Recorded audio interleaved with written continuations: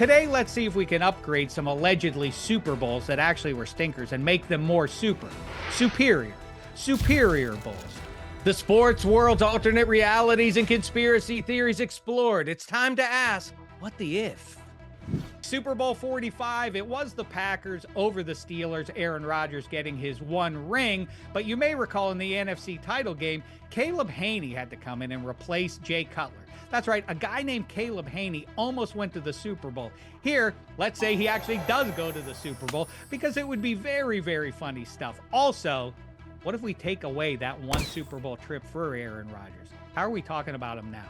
Either way, Steelers beat the backup quarterback 31-15.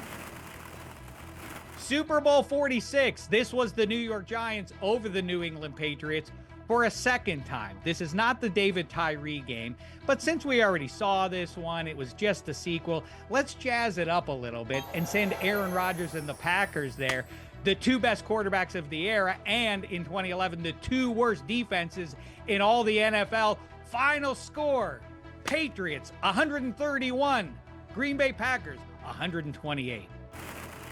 Super Bowl 54, it was the Patriots over the Rams 13-3. You'll remember that was only a couple of months after the all-time game 52-49 at the LA Coliseum between the Rams and the Chiefs, and everybody said football will never be the same, and then we got a combined 16 total points in the biggest game. Instead, let's go back to that one. Let's make it the Rams and the Chiefs. This time, the Chiefs get over on the Rams 52-49.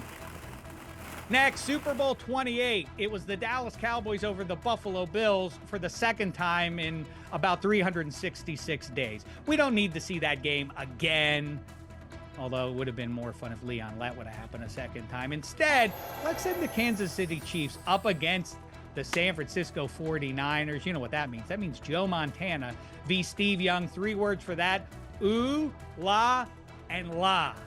Final score, Chiefs 19. Niners 8.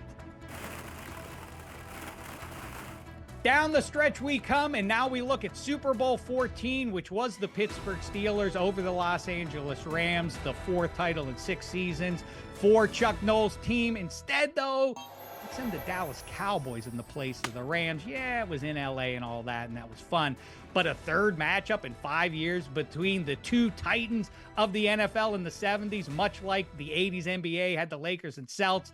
This was the war for all of time. And if the Cowboys win this one and claim a ring against those Steelers, the debate would have rolled to this day about who the better team was. Spoiler alert, the Cowboys do not get that ring. Steelers win it again, 31-30. Okay, appropriately at number 2, we must fix the stinker that was Super Bowl 33, the Denver Broncos over the Atlanta Falcons. No offense to the Falcons. They were good, but not as good as the Minnesota Vikings. Heart goes up to Gary Anderson, who never missed a kick in his entire life until the most important kick of his life at the end of the NFC title game. He missed it. Morton Anderson made it in overtime. The Falcons went there, and then we were delivered the most boring Super Bowl in the last 30, 40 years, something like that. Instead, the 15-1 electric Vikes against the defending champ Bronx. This is a Super Bowl. And in this one, the Vikings get it 38-35 in overtime on a field goal by Gary Anderson. And the Super Bowl most deserving of a massive upgrade, Super Bowl 20. It was the Chicago Bears destroying the New England Patriots. No offense to Steve Grogan's neck roll, but the Miami Dolphins should have gone there. They stumbled against those Pats in the title game. Let's send, though, the Aqua Kryptonite number 13 against the Bears.